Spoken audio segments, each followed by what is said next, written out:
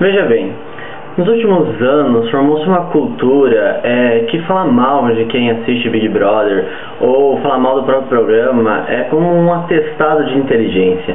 Ou seja, se você fala mal de Big Brother ou se você critica o programa de alguma forma ou se você menospreza ou põe pra baixo quem é telespectador desse programa ou mesmo dessa emissora, te põe num patamar, ou te põe num lugar de extrema superioridade, de extrema sabedoria em relação a outra pessoa, ao outro lado. E de novo a gente retoma moldes de uma sociedade que não existe mais. A gente retoma um molde de uma sociedade dicotômica em que o mundo era dividido entre as luzes e as trevas, entre o bem e o mal, entre o certo e o errado. E a nossa sociedade já deixou esses moldes há muito tempo para trás. Hoje não existe só o inteligente e o burro, não existe o telespectador do Big Brother e o não telespectador do Big Brother, como se o primeiro fosse o ignorante, o burro, e o segundo fosse o inteligente, fosse o intelectual. Eu acho que criticar as pessoas que assistem esse programa sem saber o porquê essas pessoas assistem, e mesmo que essas pessoas não assistam por uma formação de senso crítico ou por uma formação de opinião, e sim por entretenimento, eu fico pensando quem somos nós para criticar os atos das outras pessoas. Eu posso não gostar de uma pessoa que faça determinada ação por lazer ou por prazer, ou enfim, eu posso não gostar, mas aí externalizar dizendo, ai, a pessoa é idiota, ai, a pessoa é isso, a pessoa é aquilo, eu acho que isso é demais. Eu acho que nós não temos poderes para tanto, porque em algum outro momento, quando uma outra pessoa criticar algum tipo de ação que a gente tem, é bem provável que a maioria das pessoas não goste. Por que eu estou falando sobre isso? Faz 4 meses que eu não faço vídeos, e nesses últimos 4 meses eu pensei em falar sobre muita coisa, mas nada foi tão relevante quanto isso das pessoas que se acham extremamente cultas, extremamente inteligentes, em um nível de luz, de iluminação intelectual mesmo, sabe? As pessoas se acham extremamente infladas de si mesmo simplesmente por criticar o Big Brother. E isso é todos os dias, com muita frequência. Uma semana antes de começar o programa, as pessoas começaram com isso, e isso começou a me incomodar cada vez mais, e foi o que me estimulou a assistir essa edição, para olhar para aquilo e pensar se aquilo é realmente tudo que constrói, se aquilo é uma apologia à nudez, se aquilo coloca a mulher, o negro, o homossexual e todas as minorias da nossa sociedade, se eles colocam isso mais à margem do que é.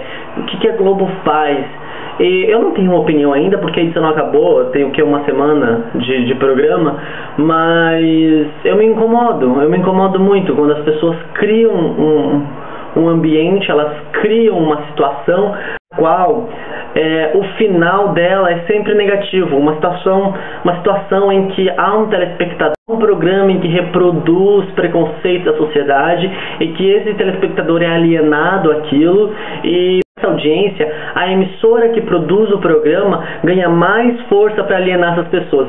Mas aí eu não vejo que o problema está nas pessoas que estão sendo alienadas, porque elas mesmas não conseguem se libertar dessa alienação.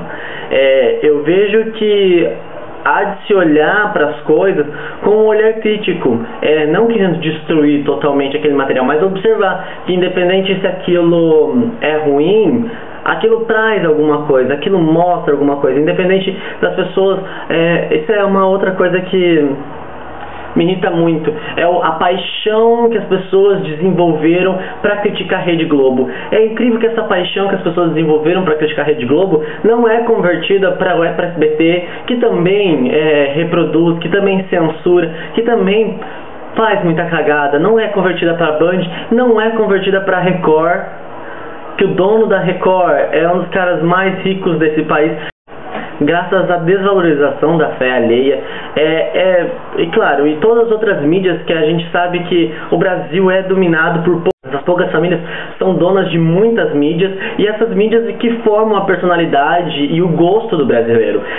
Nem todo mundo tem a capacidade de pensar e refletir e ir além, sabe, daquilo que ele está sendo visto. A gente tem que pensar que nós vivemos num país em que o trabalhador, ele tem a sua jornada, ele chega em casa, ele não quer pensar. Ele quer descansar. E onde ele vai descansar? Na frente da televisão. Então a televisão é algo mastigado, é algo fácil, é algo que tem que entrar fácil na casa da pessoa, para que a pessoa não precise pensar muito. Nós vivemos na sociedade, nós vivemos com esse sujeito em que ele não é mais o pedreiro, ele não é mais só pedreiro.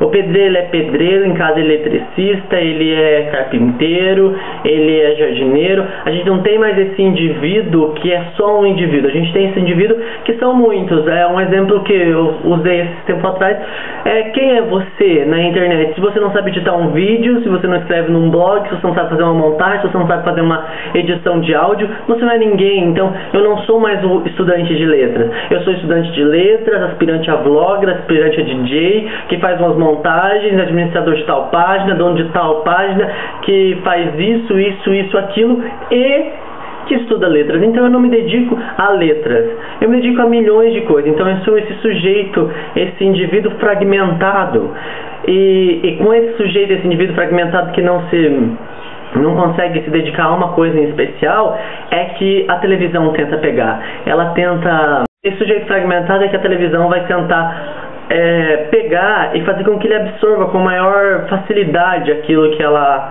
está passando. E a maioria das pessoas não querem refletir sobre isso. A maioria das pessoas, não é nem que elas não querem, porque elas não aprenderam a refletir.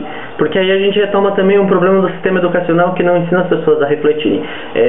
Dá-se o conteúdo mastigado sem se preocupar se o aluno sabe por que ele está aprendendo aquilo. O importante é que ele tem que aprender aquilo. Então é isso, eu acho que eu fui para caminhos diferentes do que eu queria dizer. Espero, é realmente um desejo sincero, eu espero conseguir gravar mais vídeos nesse ano. Vou tentar gravar um por semana.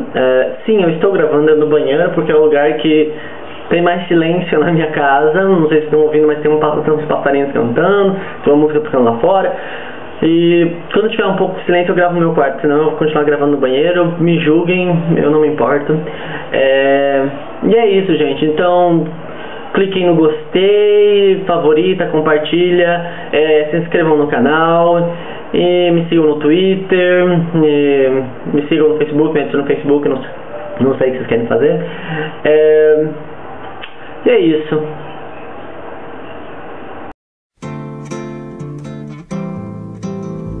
E agora, José,